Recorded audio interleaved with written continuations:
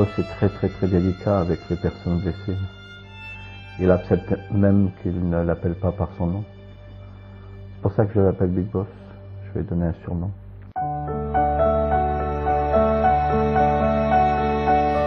Pour certaines personnes, des conversions magiques où ils passent dans une machine à laver, ils arrivent tout propres du jour au lendemain. Mais pour moi, ce n'a pas été une conversion magique. J'ai rencontré le Big Boss à travers les êtres humains et j'ai eu le désir de changer ma vie. Moi, je sais que ma vie sans Dieu autrefois, sans le Big Boss, c'était comme un repas où il y avait beaucoup de vinaigre. Et aujourd'hui, ma vie, c'est comme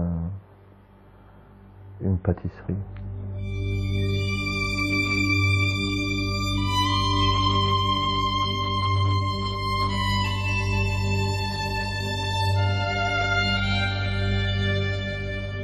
Moi, j'ai rencontré Dieu à travers un clochard, et je ne sais pas quel jour de la semaine c'était, mais ce n'était pas un dimanche. Et il faut arrêter de voir le Dieu du dimanche.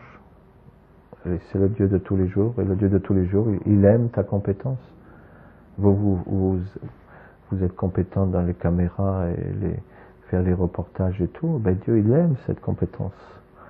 Et il a besoin de cette compétence, parce qu'à travers ça, il se passe des choses que vous n'imaginerez jamais.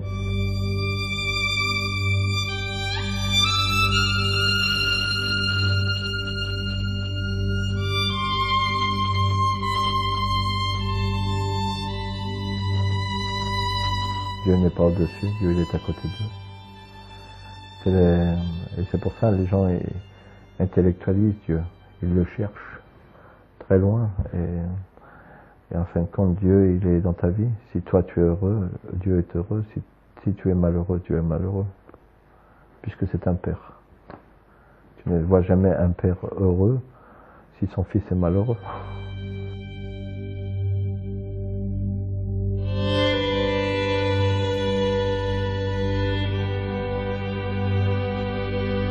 Mais pour ça, il va falloir que nous, les croyants, nous donnions envie de croire. Et pas une foi qui fait peur, mais une foi qui fait du bien, une foi qui caresse.